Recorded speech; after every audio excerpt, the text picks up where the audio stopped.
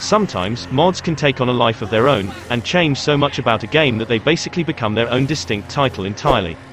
No More Room in Hell 2, the sequel to the 2011 Source mod, is coming as a standalone game, and it has released a trailer back in Math Chief's Game Expo 2021, a YouTube-hosted showcase for indie titles. No More Room in Hell was one of a series of Half-Life and Source mod titles that aped Left 4 Dead. However, No More Room in Hell was quite successful, picking up a PC Gamer Mod of the Year award in 2011.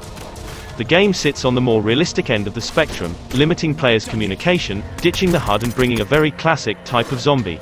Here, one bite is all it takes to infect you, and a bullet to the head is the only way to put a zombie down. It's not clear from the trailer how much of this carries over to No More Room in Hell 2.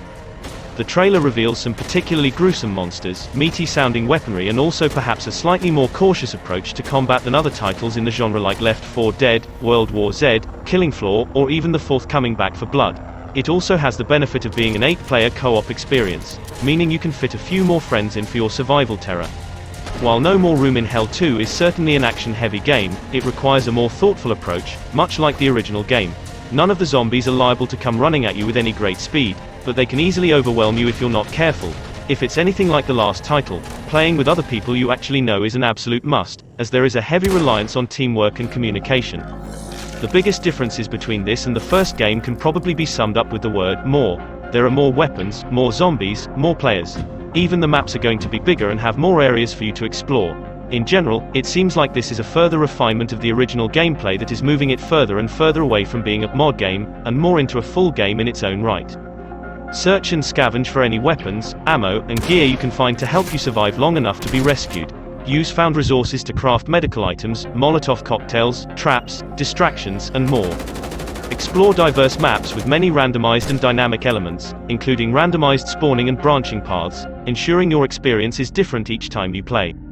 The initial release will have 8-player zombie kill and co-op across 2 large non-linear maps, Brooklyn Heights based on New York City and Night of the Living Dead, based on rural Pennsylvania.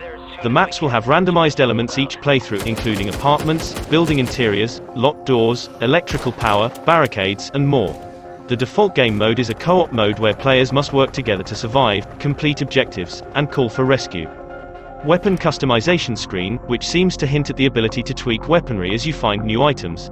This fits with the game's Steam page, which promises gameplay will include scavenging for now weapons, ammo and gear.